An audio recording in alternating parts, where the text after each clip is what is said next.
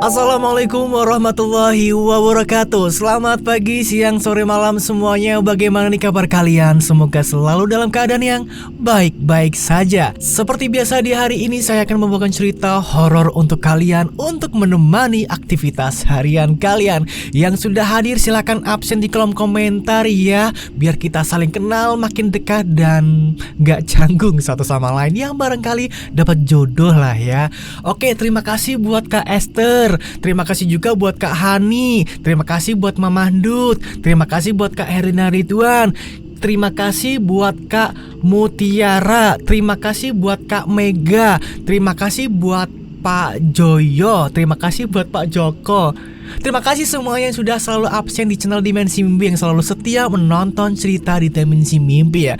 Nah, buat kalian yang baru hadir silahkan absen dulu di kolom komentar, biar saya makin kenal dekat dengan kalian, dan nanti komentar kalian akan saya bacakan di video berikutnya. Seperti itu ya. Oke, untuk cerita hari ini ada cerita yang genrenya ini sedikit anak muda gitu loh, anak kuliahan gitu loh. Ya biasalah kenakalan-kenakalan anak kuliahan gitu, namun tidak lepas dari horornya gitu. Jadi seperti apa sih? Nah, saya kasih tahu gambaran sedikit ya.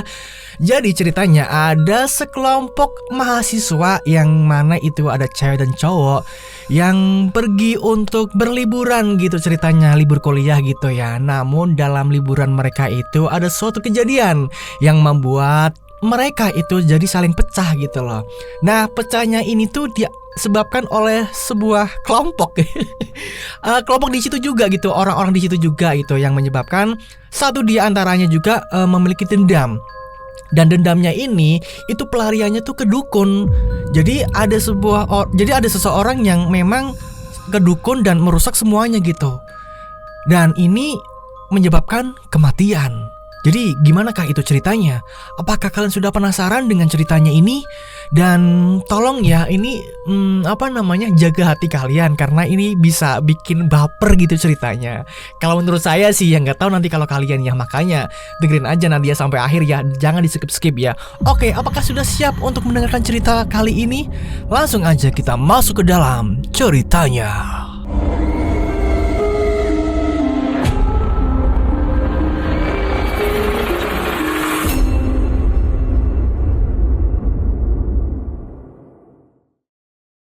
Seorang gadis kuliahan yang bisa dibilang cantik dan ramah pada semua orang. Kala itu sedang masa-masanya dia sering keluar healing bareng teman-temannya kuliah. Bahkan seringkali kumpul membahas materi kuliah, atau sekadar kumpul-kumpul biasa yang kadang gak berfaedah. Luna berasal dari keluarga yang bisa dikatakan cukup, dan dia adalah anak tunggal. Luna yang meskipun cantik akan tetapi kecerdasannya hanya biasa-biasa saja.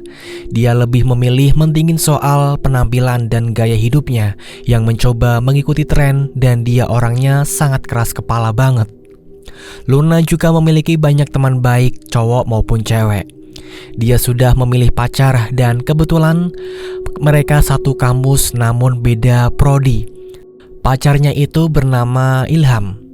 Suatu hari, usai jam kampus selesai, Luna pulang bareng dengan Ilham dan mereka akan mampir terlebih dahulu ke alun-alun yang ada di kotanya untuk sekedar me time. Kita mampir dulu ya di alun-alun, ucap Luna. Ya udah, ayo. Sesampainya di alun-alun, mereka langsung memesan makanan dan minuman di sana. Lalu mereka duduk di sebuah tikar lesehan yang sudah disiapkan di sana. Mereka duduk berdua sambil melihat pemandangan jalan yang berlalu lalang banyak orang beraktivitas. Saat itu Luna bilang kepada Ilham kalau dia ingin berlibur dan mencoba mengajak Ilham untuk liburan minggu depan. Minggu depan kita ke tempat wisata yuk, mau gak? Aku udah lama banget gak jalan-jalan, bosen tahu. Kalau minggu depan aku gak bisa, maaf ya. Loh, kenapa? Kamu kan tahu sendiri, aku harus buka kafe, apalagi kalau minggu pasti lagi rame-ramenya. Ilham menolak bukan karena tidak mau, akan tetapi karena memang selama ini dia kuliah sambil jualan. Dia ini merintis sebuah kafe mini tongkrongan, di mana dia mendapatkan modal dari bokapnya, biar nantinya dia bisa mandiri. Setiap hari Minggu kafenya itu pasti tetap ramai, jadi sayang kalau tidak buka. Karena di kafenya itu Ilham dia turun tangan sendiri untuk melayani pembeli dan hanya dibantu oleh ketiga temannya yang dia sewa jasanya. Luna yang mendengar jawaban Ilham pun kecewa karena tidak mau. Luna itu egois banget, pengennya di ngertiin akan tetapi tidak mau ngertiin balik. Kamu tuh selalu begitu alasannya, kafe terus. Aku tuh penting gak sih buat kamu? Ya kamu tolong ngertiin aku sedikit dong. Jangan maunya di ngertiin terus. Lain kali deh aku janji akan ajak kamu liburan. Tapi bukan minggu-minggu ini ya. Luna pun terlihat menggerutu dan dia bersungut-sungut. Beberapa saat kemudian pesanan makanan dan minumannya akhirnya datang juga. Silakan mas, mbak. Iya pak, terima kasih ya. Lalu akhirnya obrolan mereka terhenti karena mereka akan menikmati makanan dan minuman yang sudah dipesannya. Sembari mereka melihat orang yang berlalu lalang dan mereka mencoba melupakan pembahasan sebelumnya, kemudian mereka bercanda satu sama lain. Tak terasa hari mulai gelap, senja sore pun sudah mulai akan tenggelam. Saat itu mereka pun akhirnya segera pulang ke rumah. Kita pulang ya, sudah mau maghrib. Saat itu Ilham mengantarkan Luna terlebih dahulu ke rumahnya. Singkat cerita, di lain waktu saat di kampus, Luna yang kala itu memang masih pengen banget hangout. Tiba-tiba saja teman cewek kampusnya datang menghampirinya. Cecilia menghampiri Luna yang sedang duduk di bangku taman kampus. Ngapain sih Lun melamun? Aku minggu ini mau liburan, kamu mau ikut aku nggak? Mau liburan kemana? Ke daerah perbukitan sama pacar aku. Nggak mau ah, nanti aku jadi nyamuk kalian lagi. Enggak berdua, tapi sama teman-teman pacarnya aku juga. Pacarnya Cecilia itu kuliah di kampus yang berbeda dan katanya dia akan mengajak kedua temannya. Awalnya saat itu Luna ragu, namun karena dirinya sudah pengen banget untuk pergi healing, dia pun berpikir sejenak dan mengiyakan ajakan Cecilia. Gimana Lun, mau ikut nggak? Ya udah deh aku ikut. Lagian aku juga pengen healing, tapi Ilham selalu alasan sibuk. Oke kalau gitu, nanti pulang kampus ikut aku ya. Hah? Mau ngapain? Ikut ketemu sama pacar aku, sekalian sama teman-temannya. Akhirnya sepulang kuliah, Luna dan Cecilia, mereka akan ketemu dengan pacarnya Cecilia, yaitu Dayat. Hari itu juga kebetulan Luna bawa motor sendiri, jadi dia tidak pulang bareng Ilham. Lagian dia juga masih marah sama Ilham karena tidak mau diajak jalan-jalan. Ilham juga katanya dia akan langsung pergi ke kafenya, jadi tidak sempat untuk mengantar Luna. Usai jam kampus selesai, pergilah Cecilia dan Luna menemui Dayat dan teman-temannya yang berjumlah 2 orang. Mereka saat itu ketemu di sebuah alun-alun kota dan akan membahas soal liburan nantinya. Cecilia langsung memperkenalkannya Luna kepada pacarnya dan kepada teman-teman pacar Cecilia. Luna, ini kenalin pacar aku, Dayat. Lalu Luna bersalaman dengan Dayat dan juga mereka berkenalan dengan Aldo dan Yoga. Luna yang anaknya memang friendly atau gampang dekat dengan orang, dia seolah merasa langsung cocok dengan mereka padahal baru kenal saja, bahkan obrolan mereka pun nyambung. Gimana, nanti jadikan? Tanya Cecilia. Ya jadi dong. Oh ya, nanti Luna mau ikut juga sama kita. Wah, bagus dong. Nanti kita di sana akan menginap semalam dan kita akan bakar-bakaran di sana. Gimana? Setuju nggak? Iya, aku setuju, ucap Cecilia. Kalau kamu gimana Lun? Setuju kan? Aku ikut aja deh. Di tengah mereka membahas obrolannya, tiba-tiba saja teman Dayat yaitu Aldo, dia meminta nomor WA kepada Luna. Lun, aku minta nomor WA kamu boleh nggak? Oh iya boleh nih, di save aja. Fatal sekali Luna malah memberikan nomor WA kepada temannya Dayat, entah bego atau lupa padahal dia sudah punya pacar. Hari pun mulai sore dan mereka bergegas untuk pulang ke rumahnya masing-masing. Malam harinya Luna yang sedang berbaring mengistirahatkan tubuhnya, tiba-tiba dia mendapatkan pesan dari Aldo. Dia ngechat dan menanyakan nantinya pas liburan Luna mau bawa motor sendiri atau mau boncengan. Lun, nanti minggu kamu mau bawa motor sendiri atau mau boncengan? Kayaknya aku mau naik motor sendiri aja deh. Kenapa nggak boncengan aja? Nanti kan bisa sama aku. Enggak deh, makasih ya. Oh gitu, ya udah. Saat itu Luna memutuskan akan membawa motor sendiri saja karena dia tidak enak jika nanti berboncengan dengan laki-laki lain karena dia sudah punya pacar. Dan menurut Luna, Dea dan kedua temannya itu lumayan ganteng, bahkan ada aura-aura playboynya. Namun Luna tidak peduli, karena yang penting saat itu dia bisa liburan minggu ini.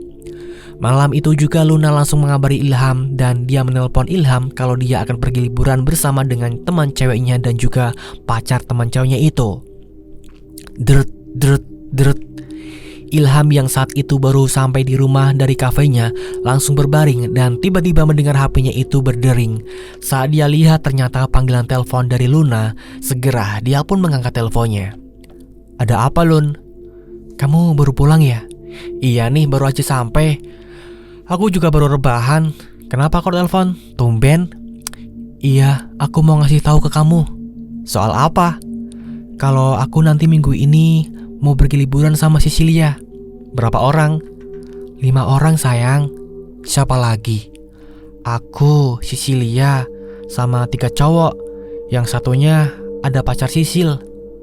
Terus aku juga nanti rencananya sih mau nginep di sana. Aku gak izinin kamu pergi. Loh, emangnya kenapa? Kamu kan tahu sendiri aku pengen liburan, tapi kamu selalu nolak. Lah, pakai nanya, ya itu gak baik buat kamu. Dan setelahnya Ilham mencoba menanyakan siapa ketiga cowok itu. Akhirnya Luna menyebutkan nama ketiga cowok itu, yang ternyata Ilham kenal dengan 3 cowok itu, tapi bukan kenal akrab, cuma tahu nama aja. Menurut Ilham, ketiga cowok itu gak baik. Namun Luna malah kesal atas penolakannya yang tidak mengizinkan Luna pergi. Denger ya, aku tahu mereka dan mereka itu menurut aku gak baik. Aku takut kamu nanti kenapa-napa. Percaya sama aku. Tapi aku udah ketemu mereka dan mereka baik kok, biasa-biasa saja. Pokoknya mau dapat izin dari kamu atau tidak, aku akan tetap pergi liburan bareng mereka. Saat itu Luna yang sudah kekeh ingin liburan, dia tidak mengindahkan larangan Ilham. Dia malah menyalahkan Ilham karena gak mau pergi liburan bareng. Padahal Luna sendiri yang tidak mau ngertiin Ilham yang sedang merintis karirnya demi masa depannya, juga biar bisa nyenangin Luna. Tetapi Luna malah egois dan maunya benar dan menang sendiri. Kala itu bertengkarlah mereka di telepon dan Luna tidak mau mendengarkan Ilham, membuat Ilham akhirnya capek dan lelah atas keegoisannya Luna, hingga Ilham dengan tegas berkata kepada Luna, "Sebenarnya mau kamu itu apa sih kalau terus begini? Kamu lebih percaya sama orang yang baru kamu kenal dibandingkan dengan aku yang udah lama kenal sama kamu. Maumu itu apa sih?" Luna yang kalap dan emosi saat itu malah mengatakan hal fatal saat itu. Dia merasa dirinya yang seolah tersakiti. Duh, paling victim banget deh. Luna juga bilang mau putus sama Ilham saat itu juga. Ya udah, kalau kamu gak mau nurut sama aku juga gak mau dengerin omongan kamu. Dan mending kita mulai sekarang putus. Kamu bukan pacarku lagi. Ilham yang sudah mulai lelah atas sikapnya itu, dia juga sedang capek kuliah lanjut kerja malah dapat hal beginian. Dia pun dengan mantap dan tegas pilih mentingin karirnya kala itu juga. Oke, cukup sekian jika itu maumu. Dan jangan hubungi aku lagi jika terjadi apa-apa. Yang perlu kau tahu, apa yang aku larang untukmu itu juga untuk kebaikanmu sendiri. Dan satu pesan terakhirku, rubahlah sikap egoismu itu jika tidak ingin menyesal di kemudian hari. Panggilan telepon pun saat itu langsung diputus oleh Luna usai Ilham ucapkan itu. Luna pun tambah kesal kala itu. Dia merasa paling tersakiti, tapi nyatanya dia sendirilah yang membuat hal itu semakin rumit. Hari-hari pun berlalu. Luna sebenarnya nyesel putus dengan Ilham. Dia masih terus kepikiran. Aduh, Luna. Singkat cerita, hari Minggu pun tiba dan kini Luna akan berangkat liburan. Meskipun suasana hatinya dia masih galau karena baru saja putus dengan Ilham. Saat itu Luna berangkat dari rumah menuju ke rumahnya Sisilia karena akan kumpul di sana. Beberapa saat kemudian setelah semuanya sudah kumpul, mereka semuanya pun capcus ke lokasi wisata. Sisilia dibonceng oleh Dayat dan Aldo sama Yoga, sementara Luna mengendarai motornya sendirian. Usai beberapa jam, tibalah mereka di sebuah lokasi wisata yang ada di perbukitan. Suasananya sejuk dan asri banget. Kala itu mereka menyewa 2 buah rumah pohon dan berbentuk segitiga yang memang disediakan di sana. Satu untuk cowok dan satu lagi untuk cewek. Mereka berencana akan menginap di sana dan akan bakar-bakaran nanti malam. Tak terasa malam pun tiba. Kebanyakan pengunjung langsung pada pulang, dan yang ada di lokasi itu malam harinya ada sedikit orang termasuk mereka. Mereka pun langsung menyiapkan acara bakar-bakaran ikan. Ikan itu mereka beli tadi di jalan saat mampir bentar sebelum sampai di tempat wisata. Mereka bekerja satu sama lain, ada yang menyiapkan bumbu dan ada yang menyiapkan api untuk membakar ikannya, ada juga yang mengipasi. Mereka sangat asik sekali malam itu. Semakin malam, suasana di sana semakin dingin sekali, apalagi tempatnya berada di perbukitan. Dingin ya, Sil? Iya, makanya sini kita dekat sama api biar hangat. Kamu kenapa sih kok malaman terus? Jangan malaman di sini, apalagi malam-malam. Iya enggak. Beberapa saat kemudian, usai selesai bakar-bakaran, mereka duduk di sekitaran perapian sembari menghangatkan tubuh. Saat itu, Aldo main gitar yang memang sudah disediakan di sana.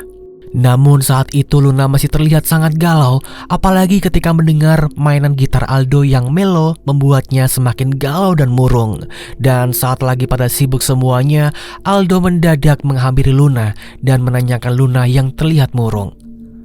Lun, dari tadi aku perhatikan kamu murung terus, kenapa sih? Luna pun akhirnya bercerita kepada Aldo kalau dia sudah putus sama Ilham. Dan parahnya dia bercerita seolah dia yang paling tersakiti. Aku udah putus sama Ilham, Do. Loh, kenapa emangnya? Dia yang mutusin aku, padahal dia sendiri yang tidak mau ngertiin aku. Dia sibuk dengan kafenya. Ya udah, gak usah sedih lagi, kan ada aku. Luna pun tersenyum terpaksa kepada Aldo karena dia belum bisa untuk membuka hatinya kepada pria lain. Tanpa disangka-sangka, malam itu ternyata Dayat itu membawa beberapa miras dan mereka diam-diam minum di rumah kayu itu, dan bahkan Sisilia juga ikut minum di situ. Saat itu Aldo tiba-tiba saja menawarkan miras kepada Luna untuk ikutan minum. Awalnya Luna menolak, akan tetapi dibujuk Aldo supaya terus minum, maksudnya biar galonya itu hilang. Dan akhirnya Luna pun minum saat itu juga. Ayo Lun, kita minum sama-sama. Enggak, kalian aja. Udah ayo minum, biar galomu itu hilang. Masa sih? Iya serius deh, ayo minum dikit aja gak apa-apa. Di dalam rumah kayu yang dalamnya lumayan luas itu, mereka berlima kumpul jadi satu dan minum-minum. Kala itu Sisilia dan Luna ada di rumah kayu si cowok-cowok, dan tak berselang lama Sisilia serta Luna akhirnya mabuk dan ambruk di situ karena mereka minuman keras terlalu banyak. Seluruh badannya melemas dan pikirannya terbang kemana-mana. Ternyata Dayat dan temannya itu memang sudah merencanakan niat buruk, dan dalam situasi yang sepi itu, Dayat, Aldo, dan Yoga dengan teganya mereka menggilir Luna dan Sisilia secara bergantian yang saat itu sedang dalam keadaan mabuk. Luna dan Sisilia yang tak menduga akan diperlakukan seperti itu. Mereka hanya mendesah kesakitan, namun tidak bisa berpikir jernih karena sedang mabuk dan tak sadar atas apa yang mereka lakukan padanya. Bahkan kala itu Aldo sempat merekam aksinya itu. Usai melakukan aksinya itu, Dayat dan kedua temannya mutusin untuk tukaran rumah dan pindah ke rumah satunya. Sedangkan Luna dan Sisilia tergolek lemas tak sadaran diri di dalam rumah kayu itu. Dan beberapa jam kemudian, Luna dan Sisilia yang sadar, mereka terkejut karena seluruh bajunya itu sudah acak-acakan. Kancingnya terbuka dan celana mereka terlepas. Mereka juga merasakan sakit pada bagian anunya dan beberapa bercak cairan di baju dan sekitar lantai. Sontak mereka berdua langsung teriak dan nangis, dan Luna juga sangat syok saat itu. Dayat, Aldo, dan Yoga langsung menghampiri, dan Sisilia menanyakan apa yang telah terjadi pada mereka berdua. Kita kenapa seperti ini? Kalian apakan kita? Namun saat itu Dayat malah mengancam Sisilia dan Luna jika nanti melaporkan aksinya itu, maka videonya mereka yang sedang dilecehkan itu akan disebar. Kalian jangan bicara sama siapa-siapa, atau kalian mau nanti video ini kita sebar, ucap Dayat sembari menunjukkan video mereka yang sedang beraksi. Sontak tambah syoklah Luna dan Sisilia. Saat itu juga Sisilia langsung trauma dan ketakutan. Mereka berdua hanya bisa diam dan menangis. Aduh, dasar cewek. Singkat cerita, esoknya mereka berlima pulang dari lokasi wisata itu dan Cecilia nggak mau berboncengan dengan Dayat, dia malah milih boncengan dengan Luna. Sebenarnya keadaan mereka berdua masih sangat syok dan trauma atas kejadian yang menimpanya semalam. Setibanya di rumah Cecilia, Dayat dan teman-temannya mengkode agar mereka tidak berbicara macam-macam dan mengancam Cecilia serta Luna, kemudian mereka pun langsung pulang. Sementara itu, Cecilia kemudian menangis di dalam kamar ditemani Luna. Sebenarnya Luna juga sangat syok berat, tapi dia mencoba untuk bersikap tenang. Dia juga akan menyusun rencana untuk membalas dendam. Malamnya, Luna kini sudah ada di rumah. Dia masih merasakan sakit pada anunya dan dia tidak tahu berapa lama mereka melecehkannya kala itu. Dia tiba-tiba saja teringat atas larangannya waktu itu oleh Ilham yang pernah diucapkan padanya. Luna pun akhirnya menyesal karena dia tidak mendengarkan larangan mantan pacarnya. Dia pun menangis penuh penyesalan malam itu. Nyesel nggak tuh jadi friendly? Luna kemudian teringat akan seseorang dukun yang ada di desa sebelah dan berencana akan menyantet Dayat serta Aldo dan Yoga. Awas aja kalian, akan aku balas. Keesokan paginya, Luna bersiap-siap pergi ke tempat percetakan foto karena nanti malam dia akan pergi ke rumah dukun itu. Untungnya kemarin di HP-nya itu tersimpan foto mereka bertiga saat di tempat wisata. Malam harinya, Luna segera datangi rumahnya dukun yang ada di desa sebelah. Beberapa saat kemudian, Luna pun akhirnya sampai juga di rumah dukun itu yang berada di bagian selatan, tepatnya di persawahan dekat hutan. Di sana ada sebuah rumah usang tua dan terbuat dari kayu jati. Luna langsung menyambangi rumahnya Mbah Manto. Beliau dukun yang sudah terkenal banyak orang dari mana-mana berdatangan ke rumahnya. Saat itu terlihat di depan rumahnya Mbah Manto sudah ada beberapa orang yang mengantri. Di sana akhirnya Luna pun harus ikut mengantri. Setelah mengantri lama, akhirnya gilirannya dipanggil masuk untuk menemui Mbah Manto. Sesudah menemui Mbah Manto, lalu Luna menjelaskan maksud kedatangannya. Dan saat itu tidak tanggung-tanggung, Luna meminta kepada Mbah Manto untuk membuat mereka bertiga itu mati mengenaskan. "Mbah, saya mau membalaskan dendam saya Mbah kepada 3 orang ini," ucap Luna sembari memberikan foto yang sudah dicetaknya tadi pagi. "Apa alasannya?" "Mereka sudah melecehkan saya dan teman saya Mbah, dan tanpa saya sadar. Pokoknya saya mau mereka bertiga mati mengenaskan Mbah. Saya tidak terima Mbah." Mbah Manto pun manggut-manggut mengerti apa yang sudah dijelaskan oleh Mbah Manto. "Nanti saya akan kirim teluh pocong-pocong abang saja. Tapi ada syaratnya." Apa Mbah? Foto kan? Itu sudah saya kasih fotonya Mbah." "Sama mahar." "Iya Mbah, tenang saja, sudah saya siapkan." Ritual pun dilakukan saat itu juga dengan nantinya Mbah Manto akan mengirimkan sosok pocong abang untuk meneror mereka bertiga sampai mati. Saat itu Luna langsung diajak masuk ke dalam ruangan ritual yang ada di dalam rumahnya Mbah Manto. Di dalam ruangan ritual itu sudah ada beberapa sesajen dan kemenyan yang sudah dibakar oleh Mbah Manto. Kemudian Mbah Manto merapalkan mantranya sambil mulut berkomat kamit. Lalu Mbah Manto mengambil sebuah boneka pocongan sebagai media santetnya dia. Foto yang sudah diberikan oleh Luna lalu diikatkan dengan boneka pocongan itu menggunakan tali. Tidak hanya itu, Mbah Manto juga menusuk-nusuk beberapa kali pada bagian perut dan leher boneka itu. Sesaat kemudian tiba-tiba terdengar ada suara ledakan di atas atap rumahnya Mbah Manto. Duar, duar, duar, disertai dengan hembusan angin yang membuat merinding dan suasana semakin mencekam. Sontak Luna pun ketakutan, tubuhnya gemeteran, dia benar-benar bergidik ngeri. Sesaat kemudian terlihat sebuah asap merah tebal yang masuk ke dalam ruangan ritualnya. Asap merah tebal itu kemudian berubah wujudnya menjadi sosok pocong berwarna merah dengan wajah merah menyeramkan, penuh dengan darah dan wajahnya hancur serta mulut menganga. Sontak Luna yang melihat sosok itu langsung ketakutan. Dia sampai tidak berani melihat ke arah sosok pocong itu. Saat itu Mbah Manto mencoba berkomunikasi dengan sosok pocong itu. Luna juga tidak tahan dengan bau busuk dari sosok pocong itu disertai dengan bau anyir darah yang menyengat. Beberapa saat kemudian setelah Mbah Manto berkomunikasi dengan sosok pocong itu, akhirnya sosok itu pergi menghilang juga dari hadapannya Luna. Usai ritual sudah selesai, Luna kemudian langsung membayar maharnya kepada Mbah Manto dengan uang simpanannya selama ini. Ini Mbah maharnya. Terima kasih ya Mbah. Kalau begitu saya pamit pulang dulu. Iya, sama-sama. Sementara di sisi lain, malam itu Cecilia yang sudah stres dan depresi, dia lebih memilih untuk mengakhiri hidupnya dengan menggantungkan diri di dalam kamarnya. Aduh, sadis banget ya.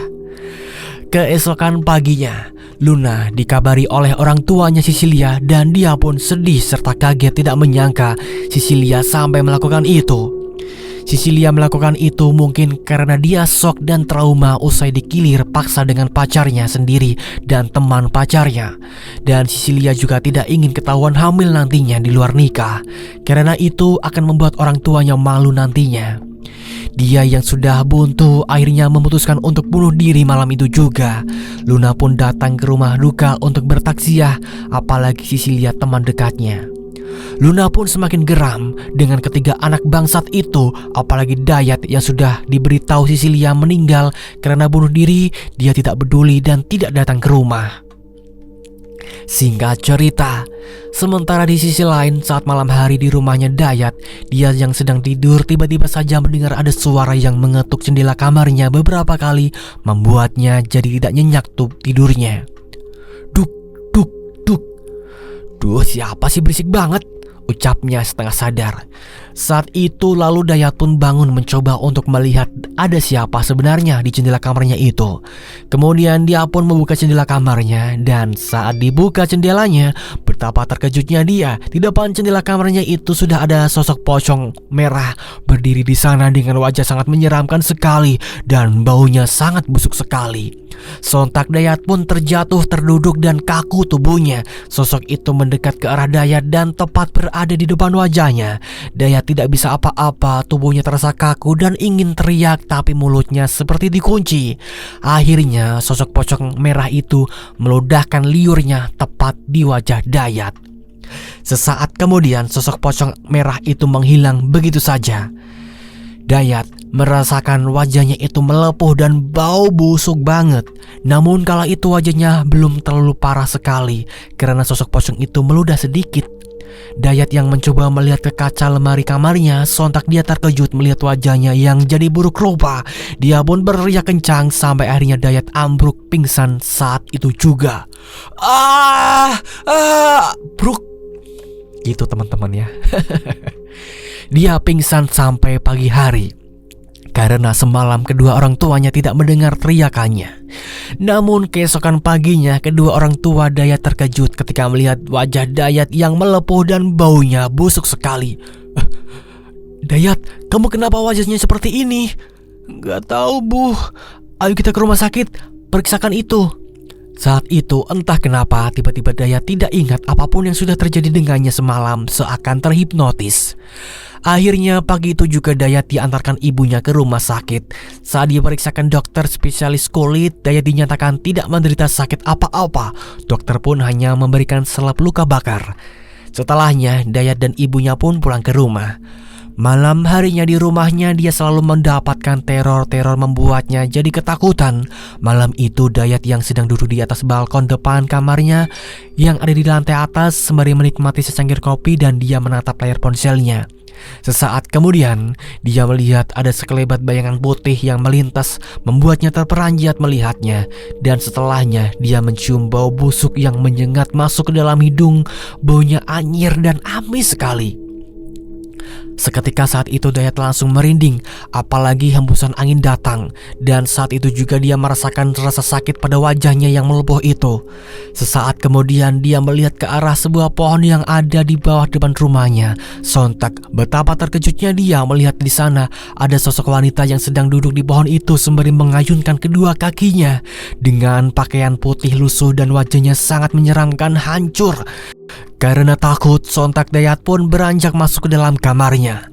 Namun, ketika dia hendak beranjak masuk ke dalam kamarnya, tiba-tiba saja dia dikejutkan dengan sosok pocong merah yang berdiri di depan kasurnya. Sosok pocong merah itu yang waktu itu dia lihat, wajahnya sangat menyeramkan dan hancur penuh darah. Akhirnya Dayat yang ketakutan melihat itu, dia pun ambruk pingsan di ambang pintu kamar di depan balkonnya. Sementara di sisi lain, Aldo tidak jauh beda dengan Dayat. Dia yang saat itu sedang berada di depan teras rumah sendirian malam-malam sekitar pukul 10 malam. Karena dia tidak bisa tidur dan biasanya dia menghabiskan dengan bermain game di HP-nya. Dan saat itu dia tiba-tiba dikejutkan dengan bau busuk yang menyeruak, baunya anyir, darahnya yang amis sekali. Hah? Bau apa ini, busuk banget, amis lagi. Akan tetapi bau itu tidak lama dan akhirnya Aldo bisa fokus lagi memainkan gamenya. Sesaat kemudian dia mencium bau itu lagi. Akan tetapi kali ini baunya seperti bakaran singkong. Seketika Aldo pun terdiam mengendus bau itu. Setelahnya Aldo teringat kalau ada bau singkong itu tandanya ada hantu. Apalagi saat itu tepat malam Jumat. Kala itu juga Aldo langsung merinding tidak karuan. Dia pun mencoba beranjak masuk ke dalam rumahnya karena takut. Namun baru saja dia akan masuk ke dalam rumahnya, di depan pintu itu dia dikejutkan dengan sosok pocong merah yang tiba-tiba saja berdiri di pintu itu. Sontak Aldo hanya bisa terdiam dan tubuhnya kaku, tidak bisa digerakkan. Tapi saat itu dia bisa teriak kencang. Ah! Ah! Setelahnya sosok itu mendekat ke arah Aldo dan meludahi wajahnya Aldo. Saat itu juga wajahnya Aldo langsung melepuh, terbakar dan busuk sekali. Hancur wajahnya seperti borok. Sesaat kemudian sosok pocong merah itu langsung menghilang. Dan saat itu tubuhnya pun bisa digerakkan. Dia langsung merasakan kepanasan. Panas. Segera dia berlari masuk ke dalam rumahnya ke kamar mandi untuk membasuh mukanya yang kepanasan itu. Akan tetapi sesampainya di kamar mandi ternyata airnya habis dan keran yang dinyalakan itu tidak keluar airnya. Pakai mati segala lagi. Aduh, panas. Aldo yang teringat di belakang rumahnya ada sumur, dia pun langsung berlari terbirit-birit ke belakang rumahnya. Sesampainya di belakang rumahnya, di sana ada sebuah sumur dan Aldo segera menimba air yang ada di dalam sumur itu. Setelahnya air itu akhirnya berhasil ditimba. Dia pun langsung membasuh wajahnya yang terasa kepanasan dan bahkan melepuh. Bukannya malah mereda rasa panas itu, malah membuatnya semakin kepanasan. Panas, tolong. Kedua orang tuanya yang ada di dalam rumah itu sudah tertidur lelap semuanya. Mereka tidak mendengarkan teriakan Aldo. Sesaat kemudian Aldo mencoba untuk membasuh wajahnya kembali. Namun ketika dia melihat ke arah air di dalam timba itu, betapa terkejutnya dia. Karena air yang ada di dalam ember itu berubah menjadi darah merah kental. Sontak membuatnya langsung melemparkan timba itu ke dalam sumur lagi. Dan tiba-tiba saja Aldo melihat ada sebuah asap tebal berwarna merah datang dari dalam sumur. Kemudian asap tebal berwarna merah itu seketika berubah perlahan-lahan menjadi sosok pocong merah yang Aldo lihat di depan pintu rumahnya. Tiba-tiba saja sosok pocong merah itu langsung berpindah di belakang tubuhnya Aldo setelah dia berteriak kencang dan tubuhnya langsung didorong masuk ke dalam sumur itu. Piur. Akhirnya tubuh Aldo masuk ke dalam sumur yang sangat dalam sekali. Keesokan paginya, Dayat yang semalam pingsan akhirnya sadar juga dari pingsannya. Dia merasa sangat lemas sekali dan merasa demam. Sedangkan kedua orang tuanya Aldo panik mencari keberadaan Aldo yang tidak ada di dalam rumahnya. Karena ibunya pikir Aldo sedang pergi ke rumah temannya, dia pun tidak mencari keberadaannya. Pagi itu ibunya yang sedang menjemur pakaian di belakang rumah, tepat di dekat sumur, tiba-tiba saja mencium bau busuk yang sangat menyengat. Karena penasaran, akhirnya dia pun mencoba mengecek ke dalam sumur karena baunya seperti berasal dari dalam sumur. Saat itu ibunya terkejut ketika melihat ke dalam sumur karena di dalamnya sudah ada mayat yang mengapung.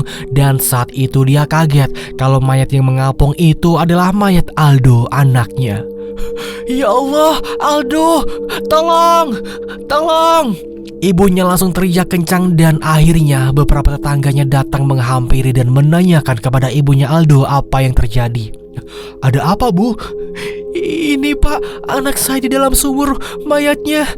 Astagfirullahaladzim. Lalu segera saat itu mayatnya Aldo segera diambil dari dalam sumur dan akan dimakamkan hari itu juga.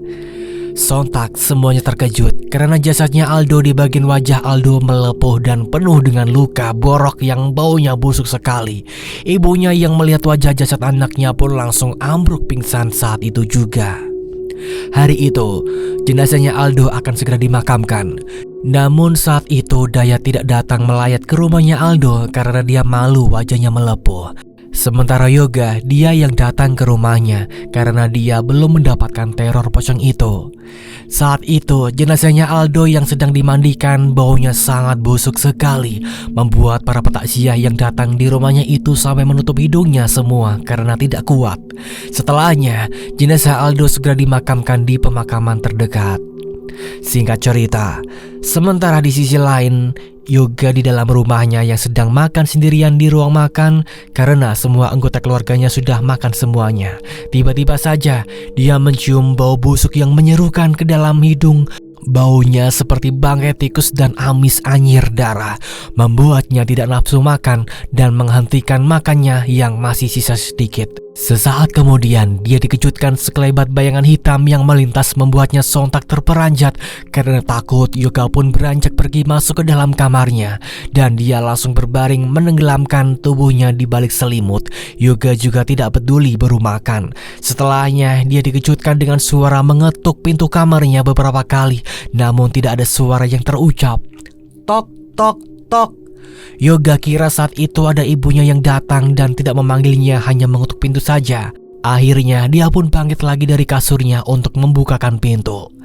Krak, suara pintu kamar dibuka.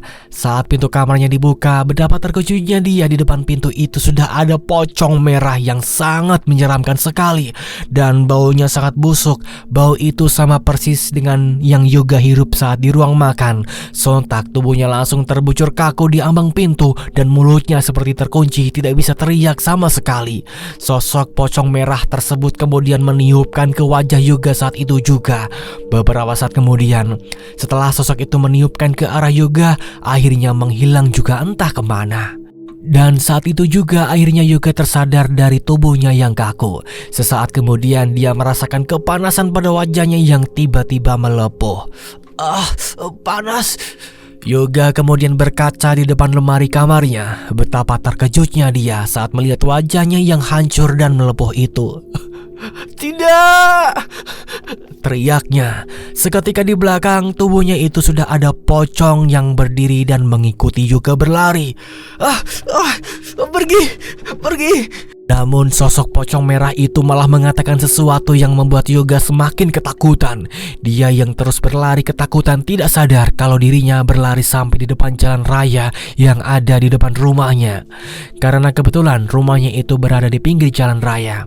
Dia yang tidak fokus karena ketakutan juga larinya sambil melihat ke belakang.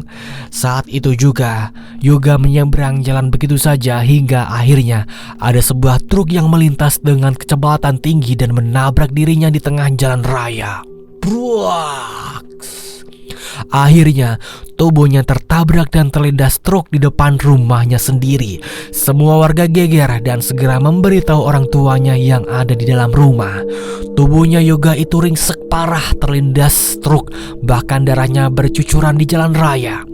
Orang tuanya terkejut dan sedih sekali dengan anaknya yang terlindas truk dan tewas saat itu juga. Akhirnya, semua potongan tubuhnya itu dikumpulkan untuk besok akan dimakamkan. Malam itu di rumahnya ramai sekali karena berjaga sebab besok akan dimakamkan jasadnya Yoga. Beberapa keluarganya kumpul di rumahnya. Saat itu di dalam rumah Yoga suasananya aneh dan mencekam, tidak seperti biasanya, sunyi. Semua yang pada begadang pun merasa merinding. Hembusan angin kencang pun masuk ke dalam rumahnya, membuat semua bulu kuduknya berdiri. Sesaat kemudian, ada salah satu keluarganya yang melihat ada sebuah asap yang perlahan-lahan berubah menjadi sosok pocong merah. Dan saat itu dia yang melihat sosok pocong menyeramkan itu akhirnya ambruk pingsan. Gegerlah semuanya karena hanya dia yang melihat pocong abang itu pingsan. Semua panik dan mencoba untuk menyadarkan dengan cara mengolesi minyak kayu putih. Suasana malam itu benar-benar semakin mencekam sekali. Beberapa saat kemudian akhirnya dia pun sadar dan menceritakan apa yang dilihatnya tadi. Semua mendengar itu jadi tambah takut.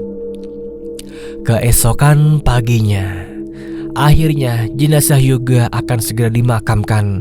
Dayat yang mendengar teman-temannya meninggal pun sedih. Dia tidak bisa datang karena malu. Singkat cerita, setelah Aldo dan Yoga yang meninggal, kini Dayat yang ada di dalam rumahnya setiap malam. Dia selalu diteror sosok pocong merah yang membuatnya tidak bisa tidur. Malam ini Dayat yang ada di dalam kamarnya tiba-tiba saja dia dikejutkan dengan suara dengkuran yang sangat keras sekali. Sontak dia terkejut karena di dalam kamarnya itu dia tidur sendirian. Kau akan mati malam ini.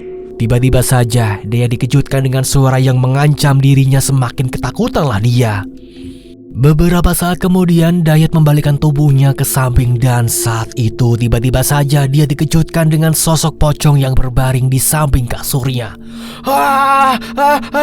Teriak Dayat. Saat itu dia terkejut karena tiba-tiba ada sosok pocong yang waktu itu dia lihat. Sosok pocong merah itu langsung meludah ke wajah Dayat lagi yang membuatnya merasakan semakin panas dan semakin melepuh. Kala itu Dayat langsung terbirit-birit lari dari dalam kamarnya menuju ke kamar mandi yang ada di lantai bawah. Namun karena dia ketakutan dikejar sosok pocong itu, dia yang tidak melihat jalan depan, akhirnya Dayat terpeleset ketika menuruni tangga dan akhirnya jatuh dari lantai 2 hingga tewas. Bahkan saat ditemukan esok paginya, jasad Dayat itu wajahnya melepuh seperti terbakar dan baunya sangat busuk. Semua petakziah yang datang ke rumahnya waktu itu menggunjing Dayat. Bahkan para teman-temannya kampusnya yang datang ikut prihatin dan membicarakan soal kematian Dayat yang mengenaskan itu. Luna pun puas banget ketika mendengar kabar kematian mereka bertiga. Namun masih ada yang dia khawatirkan. Ternyata apa yang dikhawatirkan terjadi. Luna mual-mual dan dia dinyatakan hamil. Frustasilah dia. Kala itu Luna dimarahi orang tuanya dan akhirnya berhenti kuliah. "Kamu hamil dengan siapa, Lun? Jawab! Siapa laki-laki yang sudah berani menghamili kamu? Bilang siapa?" Bapaknya berkata seperti itu dengan kesal. "Waktu itu aku menginap di tempat wisata. Aku gak tahu kalau ternyata pacar dan teman pacarnya Cecilia yang laki-laki itu sudah merencanakan ini. Mereka mabuk dan menjebak aku sama Sisil hingga akhirnya kita berdua terkapar dan dilecehkan." "Kurang ajar. Sekarang mereka di mana?" "Mereka bertiga sudah meninggal semua." "Hah? Kok bisa?" "Iya, selama ini aku yang dendam sama mereka. Akhirnya aku pergi ke dukun untuk santet mereka bertiga." Kedua orang tuanya tidak habis pikir kalau Luna sambil melakukan itu. Tapi itu semua bukan salahnya dia. Dia yang sakit hati dan balas dendam jadi wajar kalau sampai ke dukun. Meskipun begitu, kedua orang tuanya tetap menjaga Luna. Apalagi dia anak tunggal yang dimanja dan disayang oleh kedua orang tuanya. Dan ketika mendapat kabar kalau Ilham akan lamaran dengan wanita lain, tambah frustasilah dia. Luna pun menyesal karena tidak mendengarkan apa yang diucapkan oleh Ilham dulu. "Aku menyesal sekarang. Kenapa dulu aku egois dan keras kepala sekali?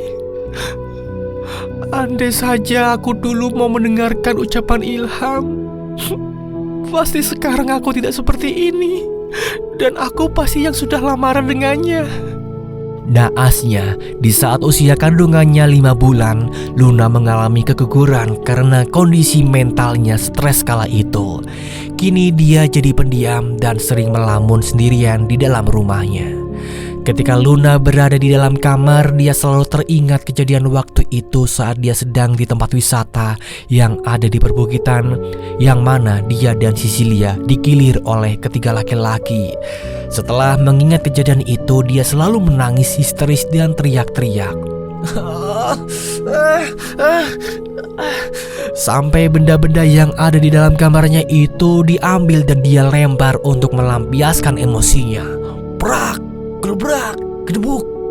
Saat itu Luna memecahkan fotonya dengan Ilham yang masih terpajang di meja samping kasurnya. Bahkan dia sampai mengacak-ngacak kasur spray dan rambutnya sendiri. Benar-benar sudah seperti orang gila. Sesekali dia tertawa tapi nanti menangis lagi dan teriak-teriak terus seperti itu setiap harinya. Orang tuanya sangat prihatin melihat keadaan anak sematawayangnya yang sekarang. Bahkan orang tuanya juga kini sudah menyewa dokter psikis untuk membantu memulihkan mental Luna. Sementara Ilham sekarang sudah bahagia dengan wanita yang sudah dilamarnya dan dia cantik, pintar, bahkan selalu mengerti dengan kondisi dan keadaannya Ilham. Teman-teman semuanya yang mendengarkan cerita ini ada pesan dari sang penulis ya, yang berkaitan dengan cerita barusan. Semoga aja bisa diambil sisi baiknya ya. Jangan sia-siakan orang yang sudah tulus mencintaimu. Dan jangan menjadi orang yang egois, maunya menang sendiri. Sebaiknya kalau baru kenal dengan orang baru jangan mudah akrab, karena kita tidak tahu sifat dan sikap dari seseorang itu baik atau tidak. Dengarkan ucapan orang yang sudah kenal denganmu, karena dia pasti tahu apa yang terbaik dan tidak untukmu. Penyesalan memang selalu di akhir, kalau di awal namanya pendaftaran. Tamat. Ya begitulah ceritanya teman-teman untuk di hari ini ya, di video kali ini. Bagaimana nih pendapat kalian tentang cerita ini? Apakah bisa diambil sisi baiknya dan dibuang sisi buruknya? Harus itu ya. Yang suka dengan cerita ini jangan lupa untuk klik like-nya ya. Dan yang belum subscribe di channel ini silahkan di subscribe terlebih dahulu. Yang sudah hadir, yang sudah mendengarkan cerita ini dari awal sampai akhir, no skip silahkan absen di kolom komentar. Biar nanti komentar kalian akan saya bacakan di video berikutnya. Terima kasih ya yang sudah mendengarkan dari awal sampai akhir. Sepertinya untuk hari ini sampai di sini aja dulu ya. Kita akan bertemu lagi di cerita selanjutnya. Sampai bertemu lagi di hari esok. Akhir kata saya di sini mengucapkan wassalamualaikum warahmatullahi wabarakatuh. Ingat ya, hidup hanyalah ilusi.